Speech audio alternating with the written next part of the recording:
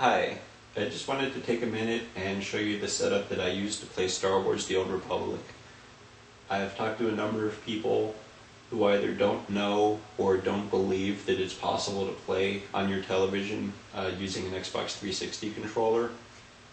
It definitely is possible. The way I play, I just have my controller hooked up to my laptop, and my laptop, HDMI cabling out to my TV.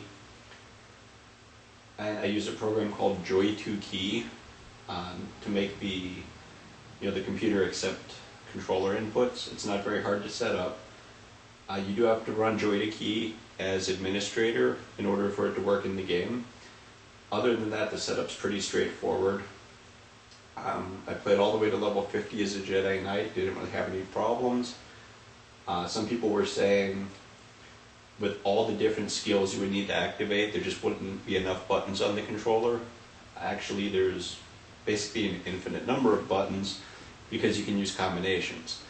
You can, for example, you could have the left trigger set to be control, and then holding that will change what every button on the controller does. You can do the same with the right trigger, make that say shift.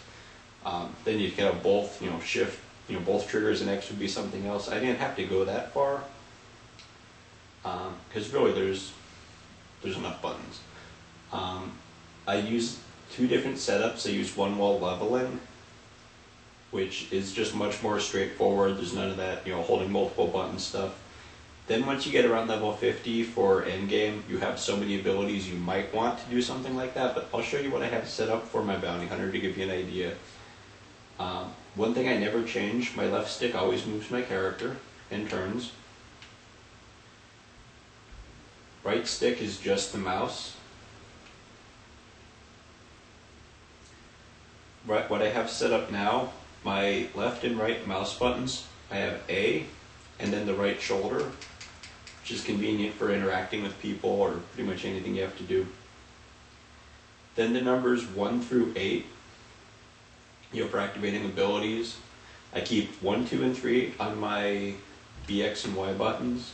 That way when I'm in conversations and there's 2 or 3 options, I don't have to think or mouse over it to pick it. I just know 1, 2, 3. Becomes second nature very quick. 4, 5, 6, and 7 I have on the cross pad. And then 8, I have to actually push in the right stick. The thing I keep on 8, I don't use that often, so that's not too bad. Start button brings up my map. And then I actually have the back button set to switch to a completely different configuration, which I use when selling stuff or interacting with menus, equipping items on my character, that type of stuff. Then pressing back again will switch it back. Once you're actually looking at Joy2Key, it's very easy to figure that stuff out. Everyone I know who plays with the controller pretty much makes their own modifications to it, so nobody does it exactly the same. I'm sure you won't do it exactly like I have, so I don't need to go into super detail. The one other thing I would want to point out, my laptop only has an i5 Sandy Bridge processor. There's no dedicated graphics card.